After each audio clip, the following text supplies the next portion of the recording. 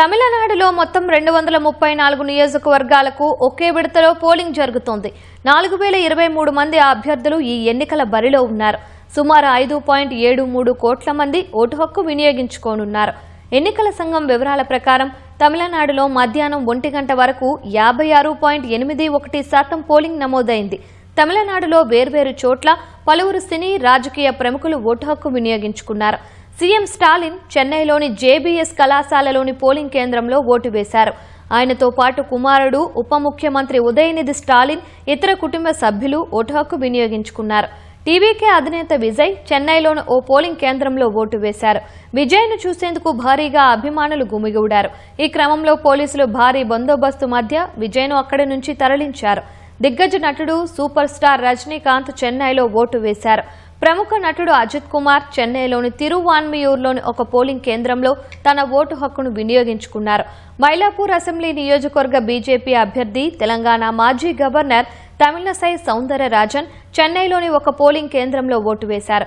BJP Tamil Nadu ఉపాధ్యక్షురాలు నటి ఖుష్బూ సుందర్ మైలాపూర్ నియోజకవర్గంలో తన ఓటు హక్కును వినియోగించుకున్నారు.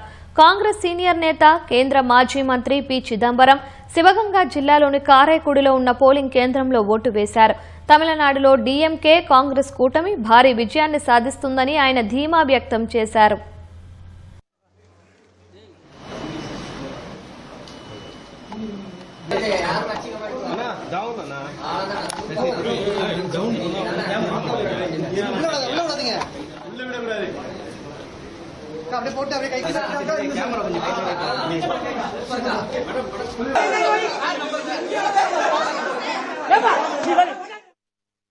మక్కల్ నీది మయ్యం అధినేత దిగ్గజ నటుడు కమల్ హాసన్ తన కుమార్తె శృతి హాసన్తో కలిసి చెన్నైలోని ఆల్వార్పేట పోలింగ్ కేంద్రంలో ఓటు వేశారు.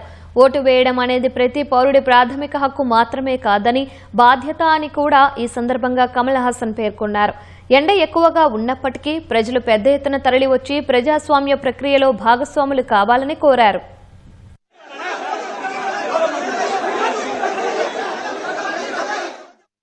తమిళనాడులో డీఎంకే నేతృత్వంలోని సెక్యులర్ ప్రోగ్రెసివ్ అలయన్స్ ఎన్డీఏ అమీతుమీ తేల్చుకుంటున్నాయి.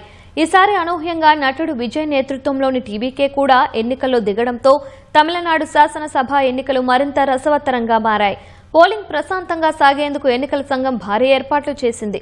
140,000 మంది పోలీసు బలగాలను మోహరించింది. మే 4న ఓట్ల లెక్కింపు జరగనుంది.